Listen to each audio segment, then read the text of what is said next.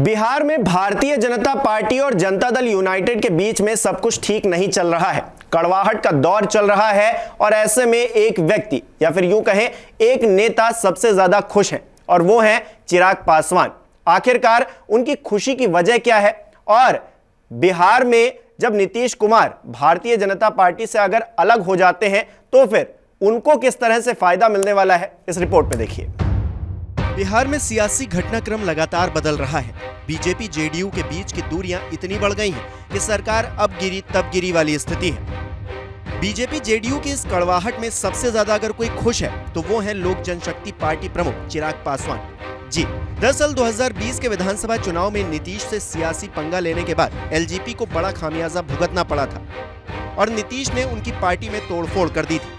अब अगर नीतीश बीजेपी से अलग होते हैं तो चिराग के लिए राजनीतिक रूप से फिर से खड़े होने के लिए बीजेपी का साथ मिल सकता है। दरअसल चिराग के चाचा पशुपति कुमार पारस अपने भाई की पार्टी पर कब्जा करने की कोशिश में थे। इसी क्रम में पार्टी के 6 में से 5 सांसद टूटकर अलग हो गए। बताया जाता है कि इस टूट के पीछे नीतीश कुमार का दिमाग था।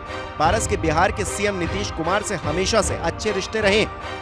नीतीश को लगता था कि चिराग के कारण विधानसभा चुनाव में उनकी पार्टी को काफी नुकसान हुआ और उसका बदला उन्होंने चिराग की पार्टी को तोड़ कर लिया। हालांकि अब सियासी ऊंट अपनी करवट बदल रहा है। नीतीश के विरोध के कारण बीजेपी सीधे सीधे चिराग को अप्रोच नहीं कर सकती। चिराग भी पार्टी में टूट के कारण खुद को अलग थलग महसूस करते थे।